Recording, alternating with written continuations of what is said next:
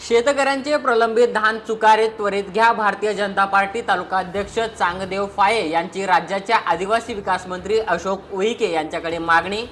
आदिवासी विकास महामंडळ यांच्या मार्गदर्शनाखाली आदिवासी विविध कार्यकारी सहकारी संस्थेच्या वतीने येथील धान खरेदी केंद्रावर खरेदी केलेल्या शेतकऱ्यांचे प्रलंबित चुकारे त्वरित अदा करावेत अशी मागणी भारतीय जनता पार्टीचे तालुकाध्यक्ष तथा आदिवासी विविध कार्यकारी सहकारी पतसंस्था कुरखेडाचे उपाध्यक्ष चांगदेव फाये यांनी राज्याचे आदिवासी विकास मंत्री अशोक उईके यांच्याकडे निवेदनाद्वारे मागणी केली आहे.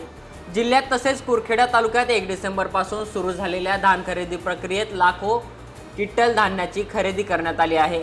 यामध्ये बऱ्याच शेतकऱ्यांच्या चुकाऱ्या प्राप्त झाल्या आहेत, परंतु अद्यापही काही शेतकऱ्यांनी धान विक्री करून बरेच दिवस उलटूनही त्यांच्या खात्यात पैसे जमा झालेले नाहीत. काही शेतकऱ्यांना चुकारे मिळाले असले तरी मोठ्या संख्येने शेतकरी अद्याप प्रतीक्षेत आहेत.